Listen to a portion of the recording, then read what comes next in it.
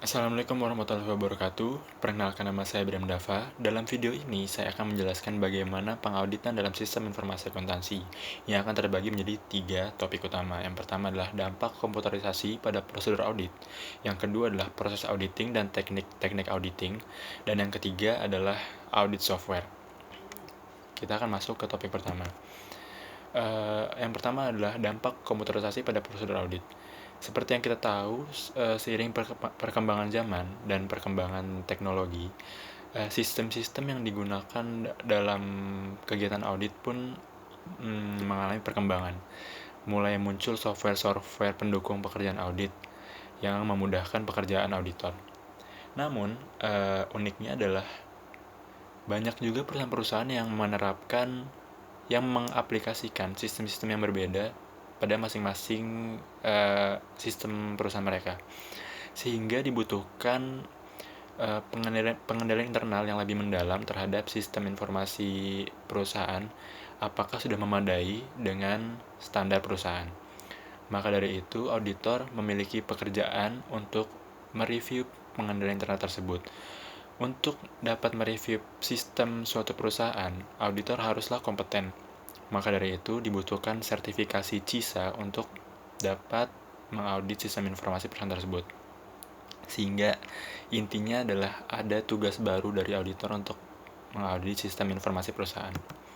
Yang kedua, proses auditing dan teknik-teknik auditing. Ada 5 tahapan auditing dalam topik ini. Yang pertama adalah initial audit planning atau perencanaan audit awal, yaitu seperti memahami bagaimana bisnis klien, memahami bidang bisnis, intinya memahami secara garis besar perusahaan ini seperti apa sih.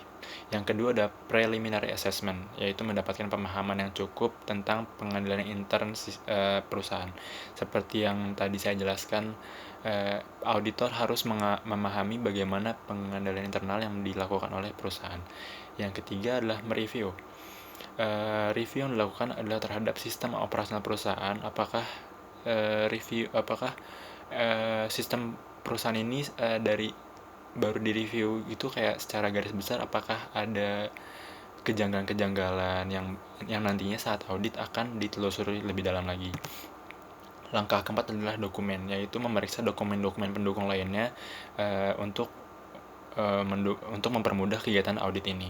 Yang ketiga, assess the ICS, yaitu ICS yang di sini adalah internal control system, yaitu menilai pengendalian internal perusahaan dengan sistem COBIT ISO 27001, yaitu suatu standar audit sistem informasi ya, yang apakah kita menilai apakah sistem pengendalian perusahaan ini sudah sesuai dengan PSAK dan dapat menunjang kegiatan perusahaan.